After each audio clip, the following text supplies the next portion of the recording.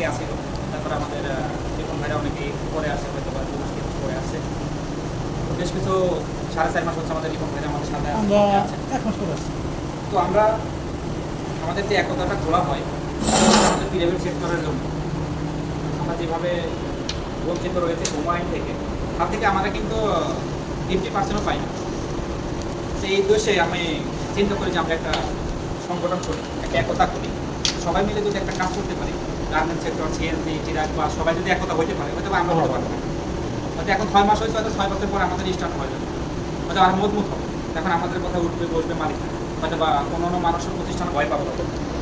যখন আমরা যেভাবে একতাটা খুলি, যখন আমি চিন্তা ভাবনা করি খুলি যে হয়তো কোনো খরচ হবে না, তো সদস্যদের কাছ থেকে কোনো অফিস নেওয়ার চিন্তা ভাবনা করে নিই কখনো, যে হোয়াটসঅ্যাপে যদি টেলিগ্রামে যদি সব রকম সিস্টেম করে রাখছি।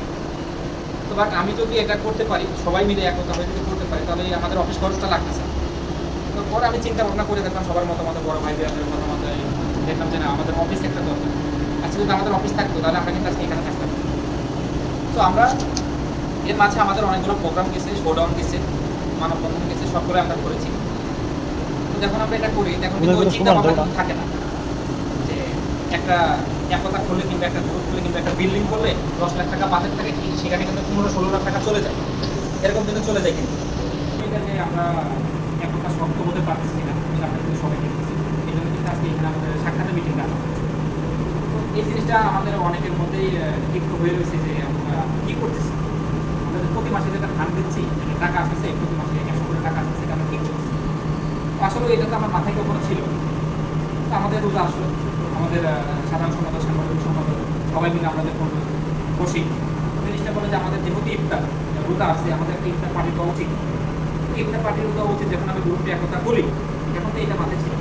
তো সবাই মিলে যখন আমরা বললাম যে 5 জন 10 জন যদি বলা হয়, তখন বলে যে এটা যদি আমরা করতে পারি তাহলে কিন্তু আমাদের গ্রুপে কী হবে, ছড়িয়ে যাবে, বিভিন্ন জায়গায় ছবি তোলা হবে, ব্যানার তোলা হবে, বিভিন্ন জায়গায় ছড়িয়ে দেবে। যেরকম আমাদের ইফতার পার্টিতে কিন্তু বিভিন্ন বড় লোকরা কিন্তু আসে, তারা কিন্তু জানতে পারছে।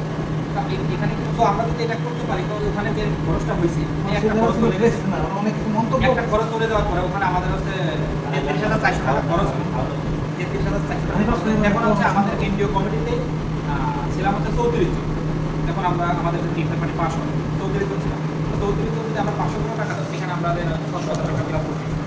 70,000 প্লাস হচ্ছে আমরা যেরকম আয়োজন করেছিলাম, আমরা যেরকম টার্গেট করছিলাম, এরকম বরং যে বেদিন 10 লাখ টাকা বাজার করে 15 লাখ টাকা হয়ে যায়। দেখা যায় করা হলে কিন্তু বন্ধ করার কোনো পলিসি থাকে না। তাই হোক, আলহামদুলিল্লাহ ওইটা আমরা শেষ করছি। তো ওটার মাঝে আমাদের গোলাম ভাই যে প্রবলেমটা ছিল, ওটার মধ্যে টাকা পয়সা লিভার ক্যান্সার হয়েছে। তো ওটার মধ্যে আমরা সবাই টাকা পয়সা দিচ্ছে। তো আমাদের ইফতার খরচটা হয়েছে। তো ওখানে তো আমাদের ডিউ ছিল 9,000 টাকা, 9,000 টাকা ডিউ ছিল। তো ওখান থেকে আমরা বসে সবাই নেতা কর্মী যারা ছিলাম সবাই মিলে আমরা কিন্তু টাকা পয়সা কম বেশি দিচ্ছি। তো ওঠার পরে এখন আবারও আমাদের 2 দিন পরে আবারও আমরা সবাই কিন্তু 2-10 জন মিলে আমরা একটা ডিসিশন নিই যে কী করা যায়। আমি বললাম সাধারণ সম্পাদক, সাংগঠনিক সম্পাদক সবার কাছে কম বেশি বলা হয়েছে, সবাই বলতে সম্মত দিয়েছে, সবাই বলছে ঠিক আছে ওকে তাই। তো বলার পরে আমাদের পোস্টাল দিয়ে বানানো, আমাদের 6,000 টাকা পোস্টাল, তারপরে আটা মাটা আছে, রিক্সা ভাড়া আছে, 7,000 টাকা প্লাস চলে গেছে, 500 টাকার উপরে আটা চলে গেছে, 7,000 টাকা প্লাস। তো ওখানে আমাদের 800 টাকা উঠে, এখন আমাদের 2,000 টাকা শর্ট আছে।